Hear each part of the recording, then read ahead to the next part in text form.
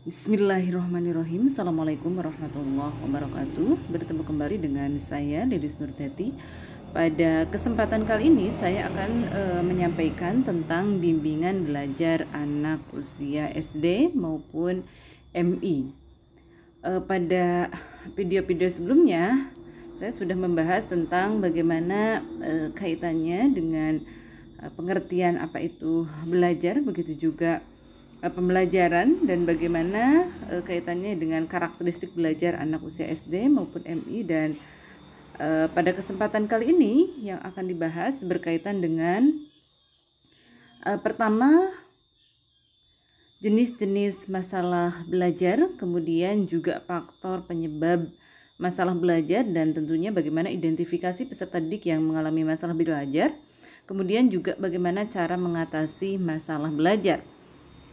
Sebelum dikemukakan tentang jenis-jenis masalah belajar yang dialami oleh peserta didik MI maupun SD, terlebih dahulu akan dijelaskan apa sih yang dimaksud dengan masalah belajar. Masalah belajar adalah suatu kondisi tertentu yang dialami oleh peserta didik dan tentunya menghambat kelancaran proses belajarnya. Kondisi tertentu ini dapat berkenaan dengan keadaan dirinya, yaitu berupa kelemahan-kelemahan yang dimilikinya, atau dapat juga berkenaan dengan lingkungan yang tentunya tidak menguntungkan bagi dirinya. Masalah-masalah belajar tidak hanya dialami oleh peserta didik yang tentunya rendah kemampuannya dalam belajarnya, akan tetapi juga dapat menimpa peserta didik yang pandai atau cerdas.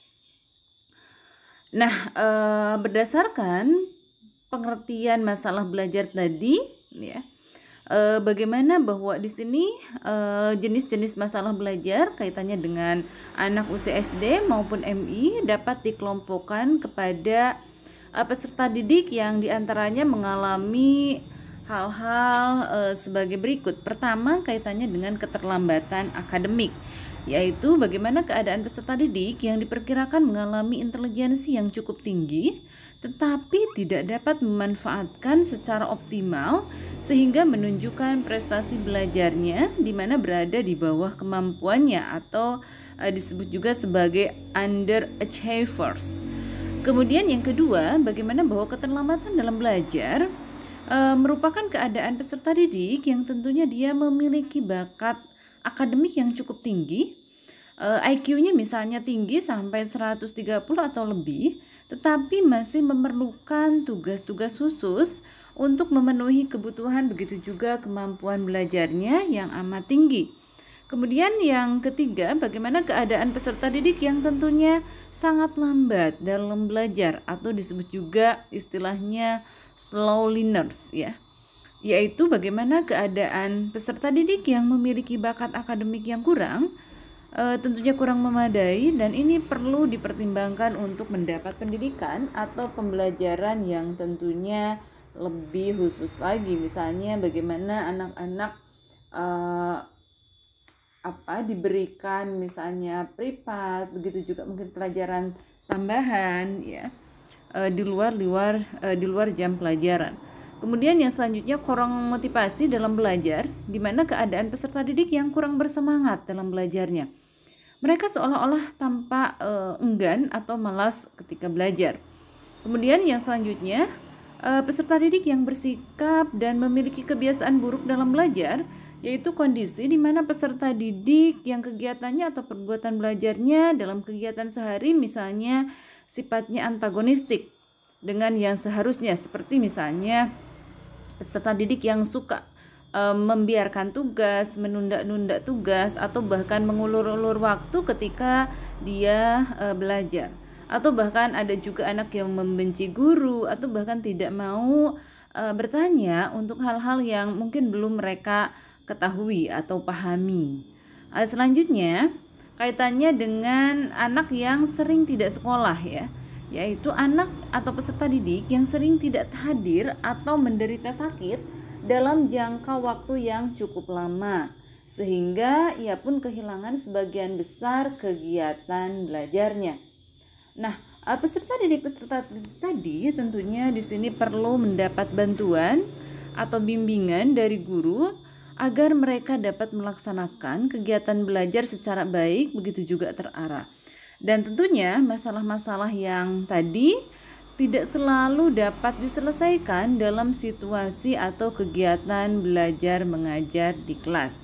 Sehingga di sini tentunya bagaimana anak memerlukan pelayanan secara khusus oleh guru tentunya di luar situasi proses pembelajaran.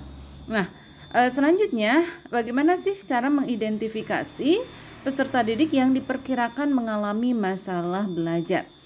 Nah, menurut beberapa referensi dinyatakan ada berbagai cara bagaimana mengidentifikasi anak yang mengalami masalah belajar, diantaranya melalui tes hasil belajar, tes kemampuan dasar, begitu juga ada skala pengungkapan sikap atau bahkan kebiasaan belajar.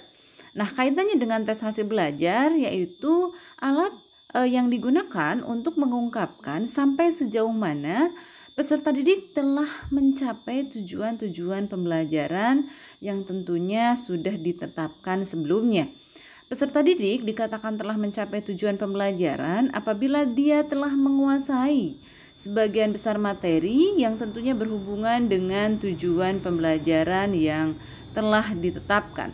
Selanjutnya, bagaimana cara mengidentifikasi peserta didik yang mengalami masalah belajar bisa dilakukan dengan tes kemampuan dasar, ya, di mana peserta didik tentunya di sini tidak lepas dari kemampuan dasar atau kecerdasan tertentu. Di mana tingkat kemampuan dasar ini tentunya bagi anak yang satu dengan anak yang lain berbeda-beda. Tingkat kemampuan dasar ini biasanya diukur atau diungkap dengan menggunakan tes kecerdasan yang tentunya sudah berlaku. Dan ini diasumsikan bahwa anak normal memiliki tingkat kecerdasan atau IQ antara 90 sampai 109. Kemudian hasil yang dicapai peserta didik juga hendaknya dapat mencerminkan tingkat kemampuan yang dimilikinya.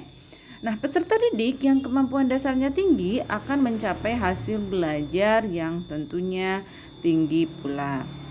Bila mana seseorang peserta didik mencapai hasil belajar rendah dari tingkat kecerdasan yang dimilikinya, maka peserta didik yang bersangkutan digolongkan sebagai anak yang mengalami masalah belajar. Selanjutnya bisa juga dilakukan melalui skala sikap atau kebiasaan belajar, ya, yaitu salah satu faktor yang tentunya di sini penting dalam kegiatan pembelajaran. Sebagian dari hasil peserta didik ditentukan oleh sikap, begitu juga kebiasaan yang ditunjukkan oleh peserta didik pada saat belajar. Kebiasaan belajar menunjuk juga pada bentuk atau pola perilaku yang ditampilkan secara terus-menerus oleh peserta didik dalam belajar. Sebagian dari sikap, begitu juga kebiasaan belajar peserta didik misalnya dapat diketahui melalui pengamatan yang tentunya dilakukan secara terus-menerus di kelas, ya. Misalnya dalam hal mengerjakan tugas, membaca buku, membuat catatan, atau kegiatan-kegiatan lain yang tentunya berhubungan dengan belajar peserta didik, ya. Nah, dengan memperhatikan sikap, begitu juga kebiasaan belajar peserta didik di sini dapat diketahui bahwa peserta didik yang sikap dan kebiasaan belajarnya sudah memadai dan perlu terus dipertahankan, serta kita juga bisa melihat peserta didik yang tentunya di sini mereka memerlukan bantuan yang sifatnya khusus, ya, dalam meningkatkan sikap begitu juga kebiasaan belajarnya.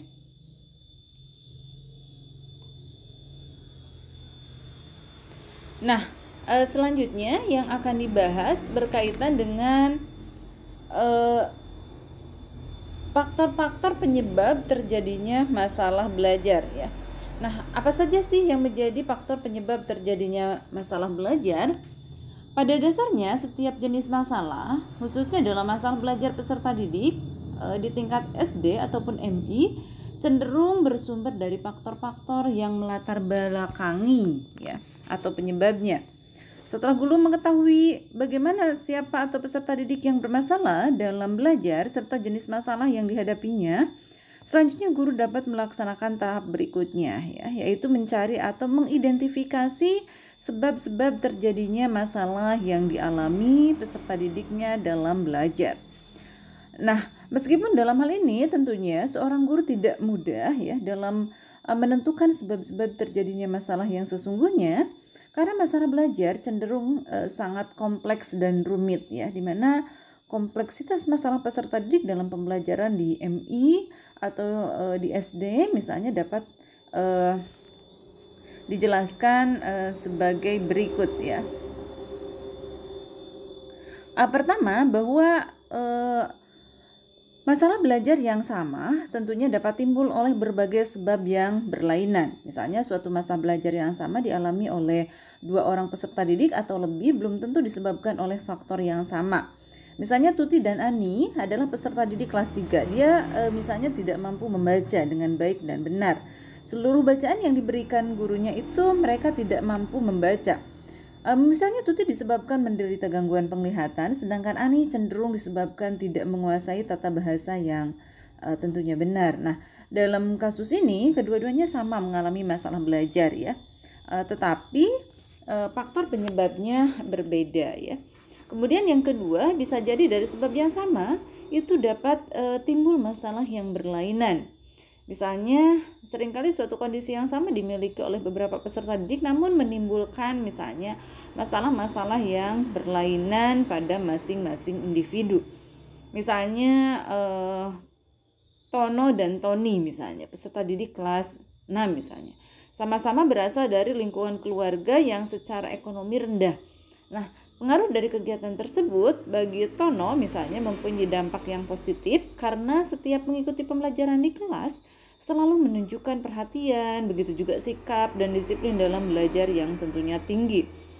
Begitu juga ia menunjukkan perilaku yang tidak banyak membuang-buang waktu untuk kegiatan yang tentunya kurang bermanfaat, sehingga prestasi belajarnya bagi Tono itu dinyatakan sebagai anak yang berhasil di kelasnya, berbeda dengan Toni ya, yang tentunya nampak menunjukkan sebaliknya. Ia tidak mampu belajar dengan baik misalnya, tanpa kurang konsentrasi, kurang semangat, loyo misalnya dalam belajarnya, sehingga prestasi belajarnya kurang gitu ya. Kemudian juga berada di bawah rata-rata kelasnya. Kemudian yang ketiga, sebab-sebab masalah belajar ini dapat saling berhubungan antara sebab yang satu dengan sebab yang lain, dan kadang-kadang di mana masalah belajar yang dihadapi oleh peserta didik tidak timbul dari satu sebab saja, melainkan dapat timbul dari beberapa sebab yang tentunya saling berhubungan antara yang satu dengan yang lainnya. Misalnya Marni, seorang peserta didik kelas 3, memiliki kelainan fisik ya, di mana kondisi yang dimiliki Marni menimbulkan tanggapan dari orang yang lainnya, misalnya teman sekelasnya, sehingga bagi Marni menjadi minder ya, rendah diri ya, cenderung dapat menyebabkan Marni mengalami masalah belajar yang lainnya. Tetapi dari berbagai masalah itu sendiri ya, pada garis besarnya bagaimana sebab-sebab timbulnya masalah belajar pada peserta didik ya, paling tidak dapat dikelompokkan menjadi 2. Ada yang disebut dengan faktor internal, kemudian yang selanjutnya faktor eksternal. Nah, faktor internal ini berkaitan dengan faktor-faktor yang berada atau bersumber dari dalam diri peserta didik. Misalnya adanya gangguan secara fisik misalnya ya. Misalnya panca inderanya mungkin berkembang kurang sempurna ya, karena luka atau misalnya sakit misalnya ya, sehingga menyulitkan proses interaksinya secara efektif dengan orang lain misalnya ya. Kemudian juga misalnya adanya ketidakseimbangan perkembangan, begitu juga reproduksi, serta berfungsinya kelenjar-kelenjar tubuh yang sering membawa pada kelainan-kelainan perilaku, misalnya kurang terkoordinasikan, kurang konsentrasi, dan lain-lain ya. Kemudian juga ada misalnya penyakit yang sifatnya jangka panjang atau menahun lama, misalnya ada asma ya, ada alergi, menghambat sehingga itu semua dapat menghambat usaha-usaha dari belajar peserta didik. Selanjutnya kaitannya dengan faktor internal ya, misalnya berkaitan dengan kelemahan-kelemahan secara mental, baik kelemahan yang dibawa sejak lahir ya, maupun karena pengalaman yang itu sukar diatasi oleh individu yang bersangkutan. juga oleh misalnya pendidik ya. Misalnya karena kelemahan mentalnya ya, di mana taraf kecerdasannya cenderung kurang atau rendah. Kemudian juga tampaknya seperti kelemahan mental, tetapi sebenarnya misalnya kurang minat ya. Adanya kebimbangan, kurang usaha, aktivitas yang tidak terarah, misalnya kurang semangat. Karena ini bisa jadi mungkin kurang gizi lah, kurang tidur, kelelahan ataupun yang lainnya. Atau bahkan kurang menguasai keterampilan atau kebiasaan yang sifatnya fundamental dalam belajar. Yang selanjutnya faktor yang masih intern yaitu kelemahan emosional ya, dimana peserta didik misalnya terdapatnya rasa tidak aman atau insecure ya, misalnya ya, tidak nyaman, tidak aman, nervous gitu ya. Kemudian penyesuaian diri yang salah terhadap orang-orang, situasi, kondisi, begitu juga dengan berbagai tuntutan tugas ataupun lingkungannya. Ya, tercekam misalnya rasa takut yang tentunya berlebihan atau fobia misalnya. Benci atau bahkan antipati yang tentunya tidak beralasan ataupun ketidakmatangan dalam bagian-bagian tubuh tertentu misalnya ya.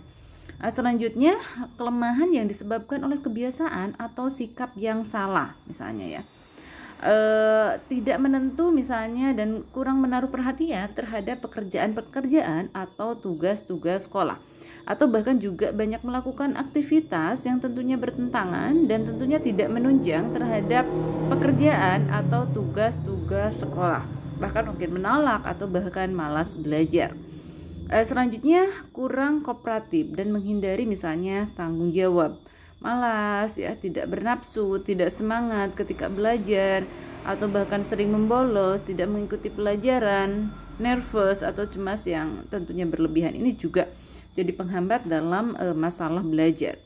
Selanjutnya tidak memiliki keterampilan-keterampilan, begitu juga pengetahuan dasar yang tentunya diperlukan, seperti misalnya ketidakmampuan dalam membaca, menulis ya, berhitung misalnya.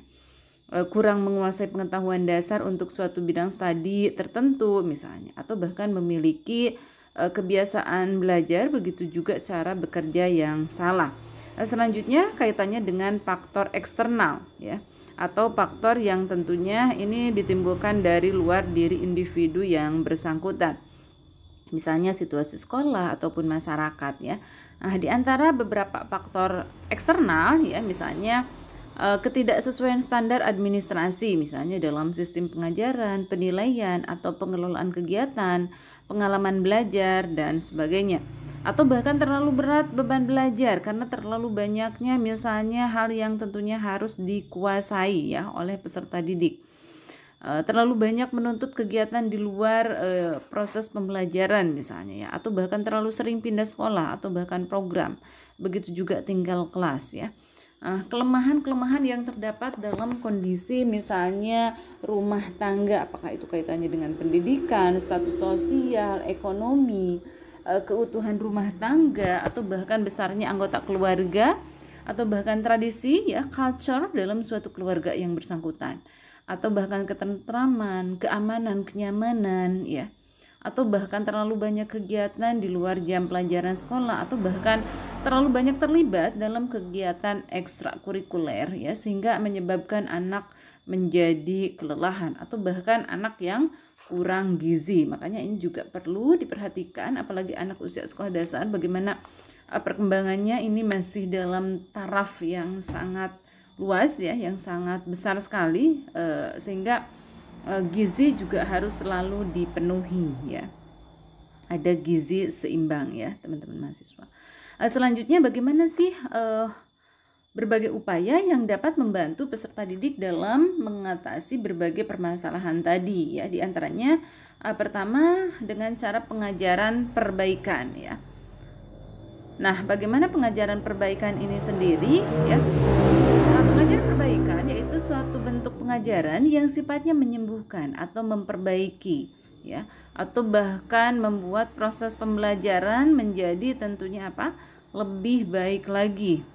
Pengajaran perbaikan merupakan bentuk khusus pembelajaran yang dimaksudkan untuk menyembuhkan atau memperbaiki proses maupun hasil belajar peserta didik, dan tentunya ini diharapkan menjadi lebih baik lagi ya. Nah, kemudian yang selanjutnya berkaitan dengan kegiatan pengayaan, yaitu suatu bentuk layanan pembelajaran yang diberikan kepada seseorang atau beberapa orang peserta didik yang sangat cepat dalam belajarnya.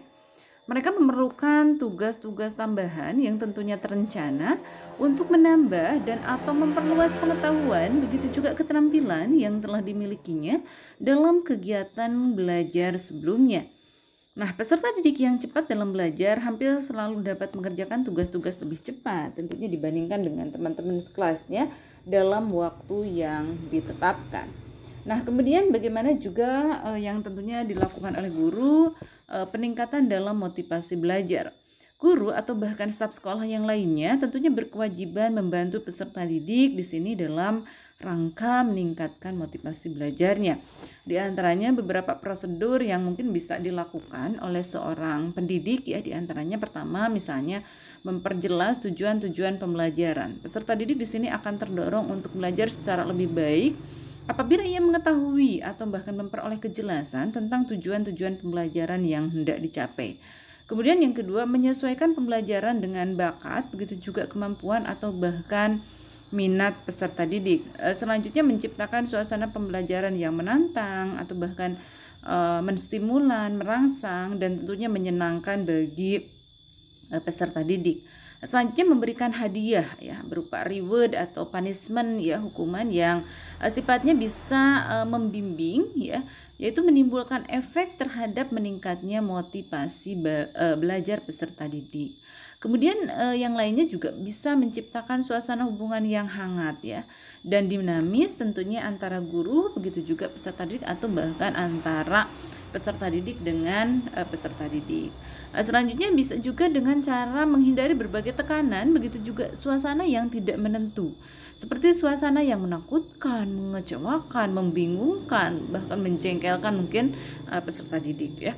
Selanjutnya bagaimana juga usaha yang dilakukan melalui peningkatan keterampilan belajar. Keterampilan belajar merupakan salah satu faktor pendukung keberhasilan belajar peserta didik. Beberapa keterampilan belajar yang perlu senantiasa dipupuk atau bahkan dikembangkan pada peserta didik diantaranya keterampilan membuat catatan tentang materi-materi pokok yang tentunya diberikan oleh guru misalnya. Kemudian juga ketika belajar misalnya membuat ringkasan-ringkasan dari bahan ajar yang dibaca misalnya, sehingga memudahkan peserta didik untuk mengingat kembali materi yang dipelajarinya. Kemudian keterampilan mengerjakan soal-soal latihan yang dapat meningkatkan penguasaan peserta didik terhadap materi pembelajaran. Selanjutnya berkaitan dengan pengembangan sikap, begitu juga kebiasaan belajar yang baik. Nah, setiap peserta didik tentunya diharapkan dapat menerapkan sikap begitu juga kebiasaan belajar yang efektif, tetapi tidak menutup kemungkinan mungkin adanya peserta didik yang memiliki sikap atau bahkan kebiasaan belajar yang tentunya tidak baik, sehingga yang bersangkutan dikhawatirkan tidak akan mencapai hasil atau bahkan prestasi belajar yang diharapkan. Nah, di sini kaitannya bagaimana sikap dan kebiasaan belajar yang baik tidak tumbuh kembang tentunya secara kebetulan, melainkan tentunya harus sering dipupuk ya, diberikan melalui bantuan yang tentunya terencana, terutama oleh guru-guru atau bahkan orang tua peserta didik. Di antaranya bagaimana kita membantu pertama menemukan motif-motif yang tepat misalnya dalam belajar, memelihara kondisi kesehatan yang baik, mengatur waktu belajar ketika misalnya di sekolah atau bahkan di rumah. Kemudian memilih tempat belajar yang tentunya menyenangkan ya, membuat anak merasa nyaman dan yang lainnya. Kemudian belajar dengan menggunakan sumber belajar yang tentunya baik, membaca secara baik dan tentunya sesuai dengan kebutuhan. Kemudian juga tidak segan-segan bertanya untuk hal-hal yang misalnya tidak diketahui. Nah, selain beberapa cara bantuan tadi, terdapat juga beberapa cara yang mungkin dapat dilakukan oleh guru untuk menumbuh kembangkan sikap atau bahkan kebiasaan belajar yang tentunya baik. Pertama diantaranya membantu peserta didik menyusun rencana yang baik ya. Atau bahkan yang selanjutnya bisa membantu peserta didik juga mengikuti kegiatan belajar mengajar di kelas. Melatih peserta didik dalam hal membaca cepat misalnya ya. Melatih peserta didik untuk mempelajari buku pelajaran yang tentunya efektif, efisien, atau bahkan membiasakan peserta didik dalam mengerjakan tugas-tugas secara teratur, secara bersih dan tentunya terawat ya. Saya kira banyak cara yang tentunya bisa diberikan oleh guru dalam rangka membantu ya anak mengembangkan sikap atau bahkan kebiasaan yang tentunya lebih baik lagi ya. Nah, kaitannya dengan masalah belajar teman-teman mahasiswa, saya kira cukup sekian. Jadi bagaimana bahwa yang namanya masalah belajar kaitannya dengan anak usia SD ataupun MI di sini cenderung kompleks ya, karena masalah belajar yang sama itu tadi bisa timbul oleh berbagai sebab yang tentunya bisa berlainan, atau bahkan sebabnya sama juga bisa menimbulkan berbagai masalah belajar yang tentunya berlainan, atau bahkan sebab-sebab belajar juga dapat saling berhubungan antara yang satu dengan yang lainnya ya. Beberapa sebab timbulnya masalah belajar misalnya di antara peserta didik ada, secara garis besar itu ada faktor internal, kemudian ada juga faktor eksternal.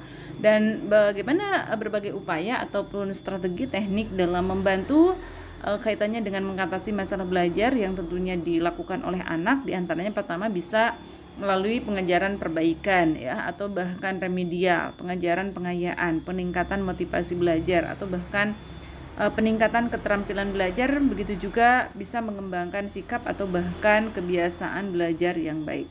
Tergantung kita melihat bagaimana permasalahan yang tentunya dihadapi oleh anak, sehingga bagaimana kita sebagai calon pendidik atau bahkan pendidik di sekolah bisa membantu atau bahkan meminimalisir berbagai permasalahan tadi, sehingga bagaimana hal-hal yang tentunya diharapkan itu bisa tercapai dengan efektif dan tentunya efisien ya. Oke, terima kasih teman-teman mahasiswa semuanya, para audiens, para pemirsa dimanapun berada. Itu saja yang dapat saya sampaikan pada video kali ini. Terima kasih atas perhatiannya. Hasbunallahu wa ni'mal wakil. Wassalamualaikum warahmatullahi wabarakatuh. Terima kasih.